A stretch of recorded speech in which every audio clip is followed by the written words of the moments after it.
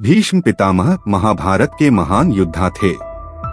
वे हस्तिनापुर के राजा शांतनु और देवनदी गंगा के पुत्र थे। अपने पिता की दूसरी शादी कराने के लिए उन्होंने आजीवन ब्रह्मचारी रहने की प्रतिज्ञा ली थी। भीष्म की पितृभक्ति को देखकर महाराज शांतनु ने उन्हें इच्छामृत्यु का वरदान दिया था। वे एक महान योद्धा होने के साथ साथ वे दार्शनिक और कुशल रणनीतिकार भी थे। उनके पास गजब की दूरदृष्टि थी।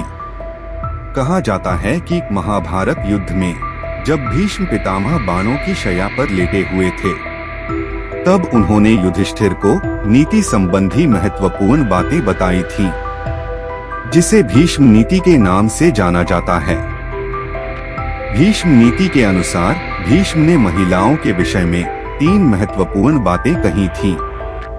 उन्होंने महिलाओं के सशक्तिकरण, उनके सम्मान, समाज में बराबरी का अधिकार से जुड़ी बातें कही थी।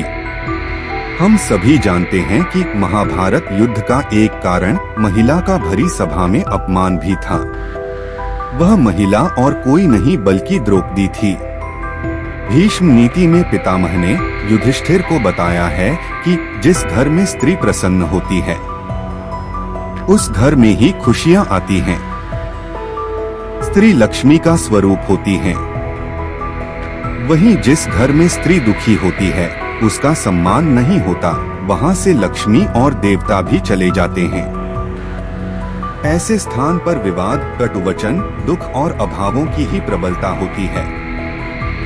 भीष्म नीति के अनुसार बेटी, बहू, माँ एवं बहन या परिवार की अन्य महिलाओं का सम्मान करना चाहिए।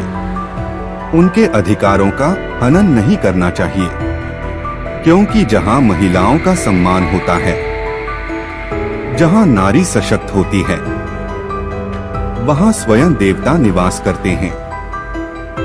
भीष्म के अनुसार मनुष्य को कभी भी ऐसा कोई काम नहीं करना चाहिए जिससे वह किसी महिला के शाप का भागी बने, क्योंकि उनकी हाय विनाश लेकर आती है।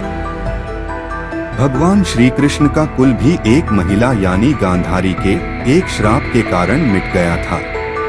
इसलिए स्त्री, बालक, बालिका, गौ, असहाय, प्यासा, भूखा, रोगी, तपस्वी और मरणासन्न व्यक्ति को नहीं सताना चाहिए। जो इनसे श्राप लेता है, उसका विनाश निश्चित होता है। ये थे भीष्म पितामह के महत्वपूर्ण बातें। इसी प्रकार के जानकारियाँ प्राप्त करने के लिए वीडियो को लाइक और चैनल को सब्सक्राइब करें। धन्यवाद।